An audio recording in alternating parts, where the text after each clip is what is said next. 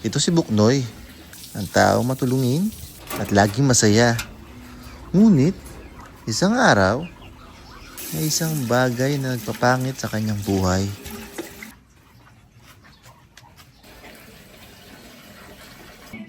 Hoy pre, anong ginagawa mo dyan? Eto, naglalaro. Hindi mo ba nakikita? Siyempre, nagpapakinang nito. Ito ang aking business. Medyo nahirapan nga ako eh. Kasi tignan mo, dami kong alaga.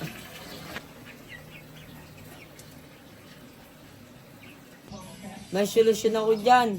Para hindi ka na mapagod, pati hindi ka na mahirapan na magpakain ng alaga mo.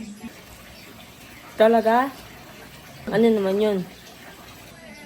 Ito, magic powder. Susungitin mo lang to, tapos di ka na mapapagod at palagi kang gising. Para mabantayan mo ng gusto ang mga alaga mo. Sige, salamat pre. Gagamitin ko mamaya. Sige pre, walang anuman. Susunod may bayad na. At sinubukan nga ni Buknoy ang binigay na magic powder ng kanyang peking kaibigan.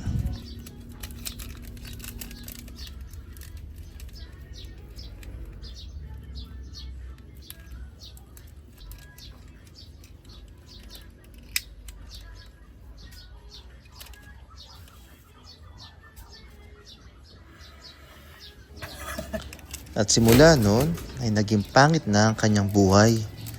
Iniwan na din siya ng kanyang pamilya dahil ang perang kinikita niya sa negosyo ay pinambibili niya lang ng droga. Ang drugs ay walang anumang may tutulong sa ating buhay at bagkus ay maaari pa itong ikasira ng ating masayang buhay.